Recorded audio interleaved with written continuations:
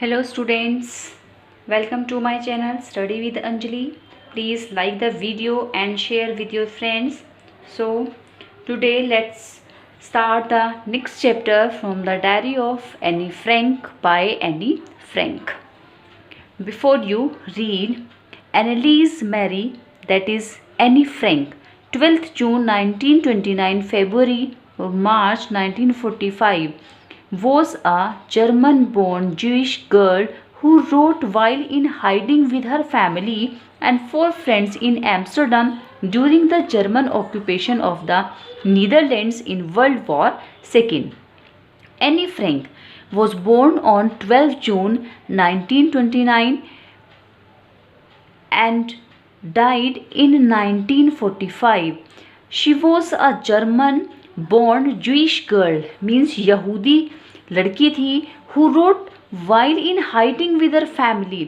उसने तब ये डायरी लिखी जब वो अपनी फैमिली और अपने 4 फ्रेंड्स के साथ एम्स्टरडम में during the German occupation of the Netherlands in world war second छिपी हुई थी, जिस समय नीदरलैंड में वर्ल्ड वॉर सेकेंड के दौरान जर्मन ऑक्यूपेशन था, मीन्स जर्मन का राज था वहाँ पर.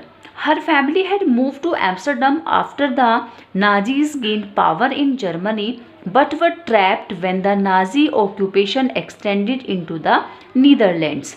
जो उसका परिवार था वो एम्स्टरडम चला गया था जब after the Nazis gained power in Germany, जब जर्मनी में नाजीवादी का शासन आया था, लेकिन were trapped when the Nazi occupation extended into the Netherlands. लेकिन जब नीदरलैंड पर भी Germany but were trapped when the Nazi occupation extended into the Netherlands. जब नीदरलैंड पर भी नाजीज का आधिपत्य आया, उनका ऑक्यूपेशन आया, तब वो वहाँ पर मूव कर गए थे. As persecutions against the Jewish population increase, और जो यहूदी लोग थे उनके प्रति उन लोगों का नीदरलैंड में बहुत ज़्यादा उत्पीड़न हो रहा था. The family went into hiding in July 1942 in hidden rooms in her father Otto Frank's office building. तो उस समय पर ये परिवार एनी फ्रैंक की फैमिली जुलाई 1942 में उनके फादर ओटो फ्रैंक की ऑफिस बिल्डिंग के रूम्स में जाकर छिप गए थे. आफ्टर 2 years इन हाइडिंग, 2 सालों तक छिपे रहने के बाद the group was betrayed and transported to the concentration camp system where Anne died of typhus in Bergen-Belsen within days of her sister Margot Frank. 2 साल तक वहाँ पर छिपे रहने के बाद उनके साथ बिटरे हुआ, धोखा हुआ, और फिर उनको एक कॉन्सेंट्रेशन कैंप, जो नॉर्मल कैंप थे, वहाँ पर उनको शिफ्ट कर दिया गया, जहाँ पर बर्गन बेल्सन में जो उनकी बहन थी मॉर्गोट फ्रैंक, वहाँ पर एनी की टाइफस मीन्स जो एक काइंड ऑफ फीवर होता है जिसको तपेदिक बोलते हैं, तो उससे उसकी मृत्यु हो गई. जो उनके फादर थे Otto Frank, the only survivor of the group में केवल वही बचे थे. Return to Amsterdam after the war ended, जब युद्ध ख़त्म हो गया तो उसके बाद वो एम्स्टरडम वापस आ गए. To find that her diary had been saved, और वहाँ पर उनको ये डायरी मिली थी जो कि सुरक्षित थी. Convince that it was a unique record, तो ये मानकर, ये विश्वास करके कि वो उनकी बेटी का एक यूनिक रिकॉर्ड था, he took action to have it publish in English under the name the diary of a young girl. तो उन्होंने इंग्लिश में इसको diary of a young girl के नाम से पब्लिश कराया.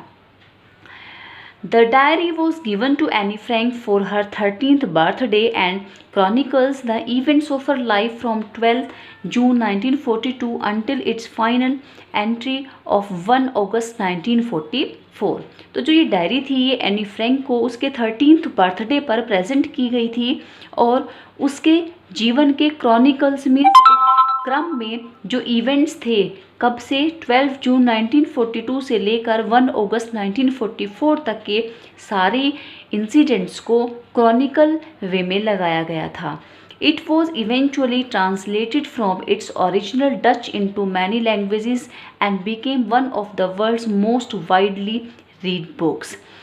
तो बाद में eventually translated इसको ट्रांसलेट किया गया इस ओरिजिनल डच लैंग्वेज से बहुत सारी लैंग्वेजेस में और फिर ये वर्ल्ड में बहुत ज़्यादा पढ़ी जाने वाली यानी कि बेस्ट सेलर बुक बन गई. There have also been several films, television and theatrical productions and even an opera based on the diary. यहाँ तक कि इस डायरी पर आधारित कई सारी फिल्में भी बनी हैं, टेलीविज़न शो भी हुए हैं और थिएटर के लिए प्रेजेंटेशन भी बनी है. तो ये बहुत ज़्यादा फेमस हो गई थी. Described as the work of a mature and insightful mind, the diary provides an intimate examination of daily life under Nazi occupation. तो ये डायरी एक mature and insightful mind, insightful means होता है जो सूक्ष्म ज्ञान होता है, एक परिपक्व और सूक्ष्म ज्ञान. तो जो नाजी ऑक्यूपेशन था, नाजी ऑक्यूपेशन के दौरान ये डायरी एक ऐसे माइंड के बारे में बात करती है जो कि बहुत मैच्योर था और बहुत ही सूक्ष्म ज्ञान जिसको था. Anne Frank has become one of the most renowned and discussed of the Holocaust victims. तो एनी फ्रैंक जो है बहुत ज़्यादा रिनाउंड मीन्स फेमस, बहुत ज़्यादा विवादित, बहुत ज़्यादा प्रसिद्ध होलोकॉस्ट विक्टिम्स जो है जो पीड़ित थे उनमें से एक बन गई थी.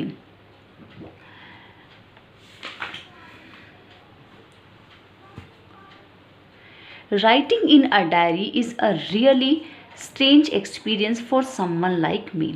तो सो स्टूडेंट्स, अभी तक हमने एनी फ्रैंक जो कि इसकी राइटर है उसके बारे में पढ़ा. अब हम डायरी में व्हाट वाज रिटन अब हम वो पढ़ेंगे.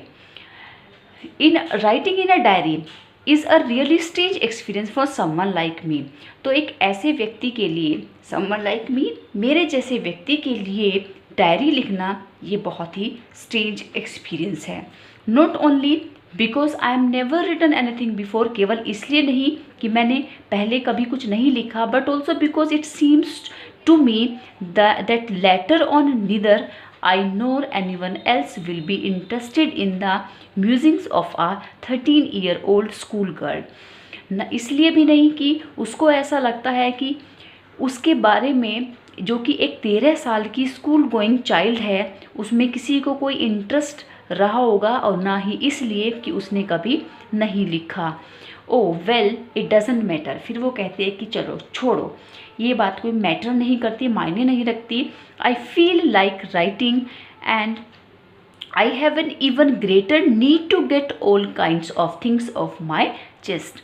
और वो कहती है कि उसका मन लिखने का करता है, वो उसको लिखना अच्छा लगता है, और इससे भी ज़्यादा इम्पोर्टेंट बात क्या है कि उसको इस बात की ज़रूरत है कि वो अपने हृदय का बोझ उतार कर रख रही है. उस डायरी में लिखकर वो अपने मन को हल्का कर रही है. डायरी हम क्यों लिखते हैं? जब हमारा कोई फ्रेंड नहीं होता, जब हमारे पास कोई ऐसा व्यक्ति नहीं होता जिससे हम अपनी बातें शेयर कर सकें, अपनी मन की बात बता सकें, तो वो व्यक्ति डायरी लिखते हैं और डायरी से अपनी हर एक बात को शेयर करते हैं. ओके स्टूडेंट्स, आज की क्लास में इतना ही. फिर हम नेक्स्ट क्लास में कंटिन्यू करेंगे story. Thank you so much.